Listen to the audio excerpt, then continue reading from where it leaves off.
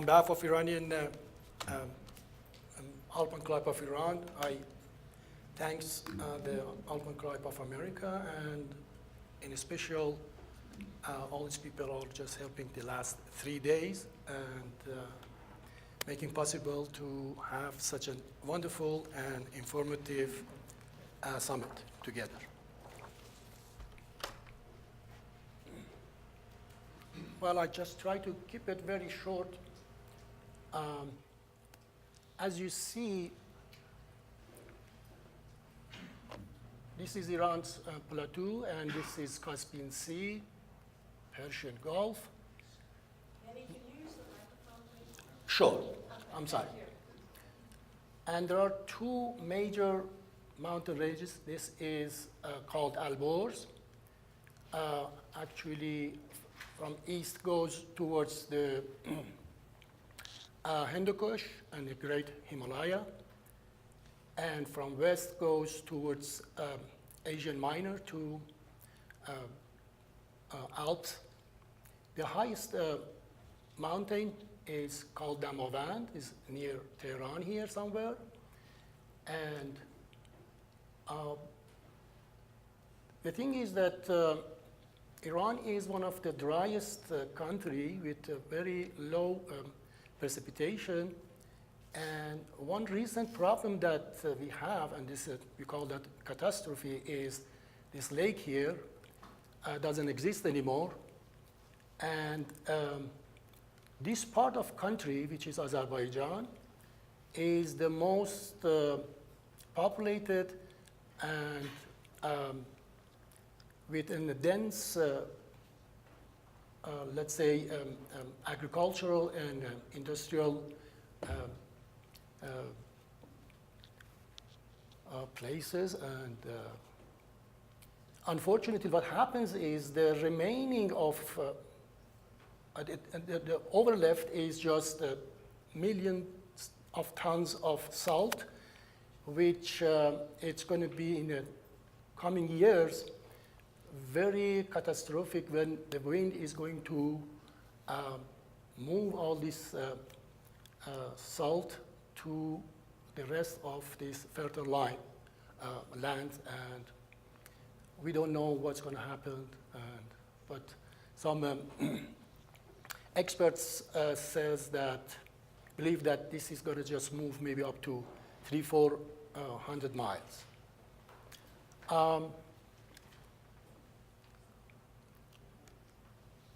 Does it work? And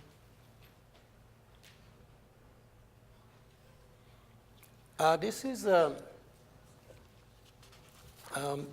Damavand, and Mount Damavand is 5,630 meters, is one of the most important mountaineering attraction of Iran, and a known natural attraction in the world. Some parts of this mountain has been registered as a national monument and as a cultural heritage. All sides of Damavand is also known and used as a pasture by the local communities and ranchers who come from the other regions, but there are no integrated laws and regulation concerning the management of the mountain. And in fact, many utilizations in the area are against sustainable life and good protection of this beautiful and legendary mountain.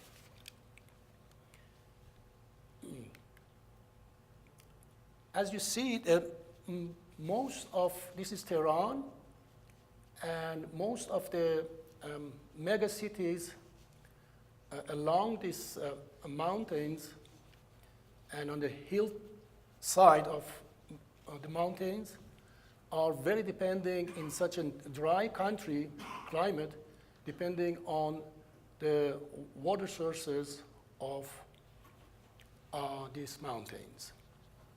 I give you just some ideas of this landscape. One of the things is that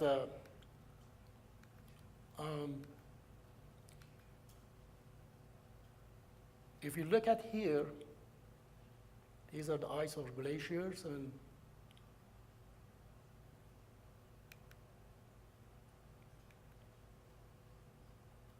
is melting.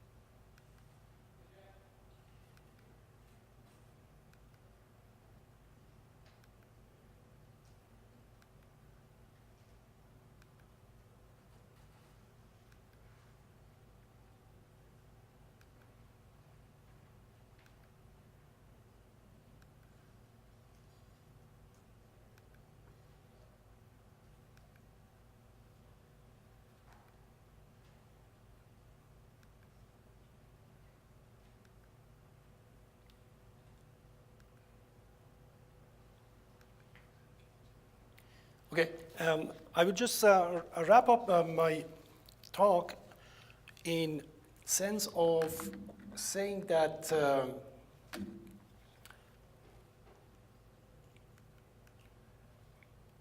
okay, the rapid migration of the population from the rural areas, just like in other developing country, like the other speaker was talking about Bolivia, caused a big problem, which is in 30 years, one speaker was talking about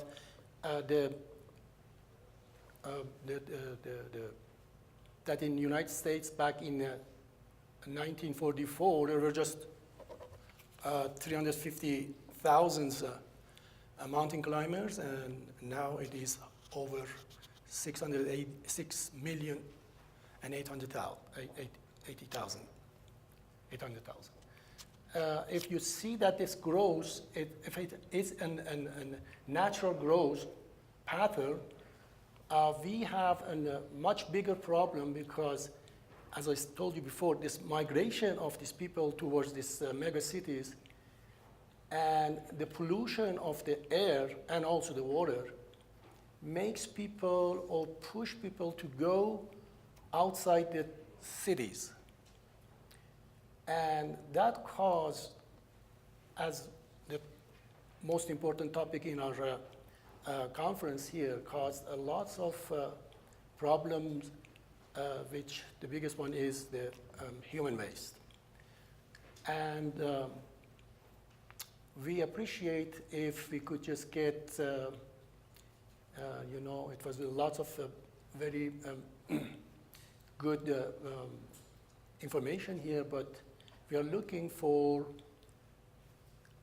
some good ideas and technical support to be able to keep this mountain clean as much as we can.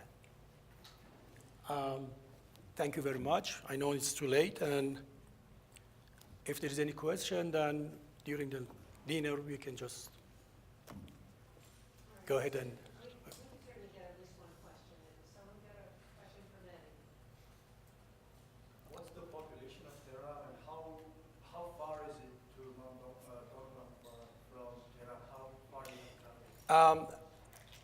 Officially, the residents of Iran, according to the authorities, is 12 million. But in reality, there are more than 20 million people. And Tehran, as I said, is laid on a hillside. And according to those photos, you could see that that was Tehran, and the mountains, it is actually, if I want to just go to the mountains, take me just 10, 15 minutes from my house, and from the center of Tehran, maybe it's about 10 kilometers, because this, as I said, you can see all these buildings and houses just even in the mountains itself, up to very high elevations.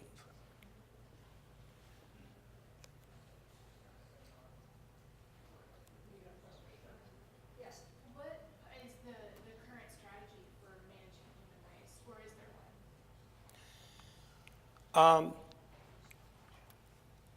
That takes a little bit longer time to explain, but let me tell you this. The government is trying to, it's building a new sewage system.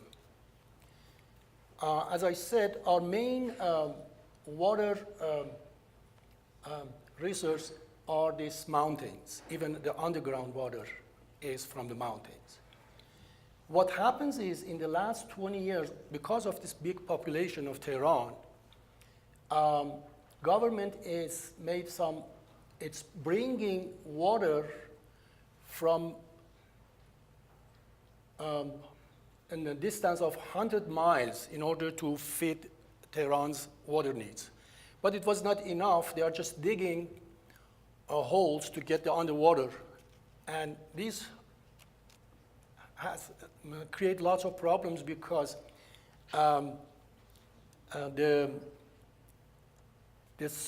before we had this sewage system, which is not finished yet, we used the system for at least 250 years that Tehran exists. We call that an observing holes, which we dig holes in every house for, let's say, 20, 30 meters. And it can be used for years because the water just observed through this, because of the gravity goes down. And unfortunately, since 10 years ago, that government started to use the underwater ground water for the use of the city, the water is contaminated and causes lots of problems. I heard there is some studies and reports that even the Ministry of Education has declared that it created a huge problem, like particularly for the kids in elementary school and middle school, that the level of their memory capacity has been declined. And on top of lots of other diseases that Mike was just telling us that is going to cause. And because this is a huge problem. It is that I'm not sure government is working on it, but there is no solution yet. Thank you very much. Thank you.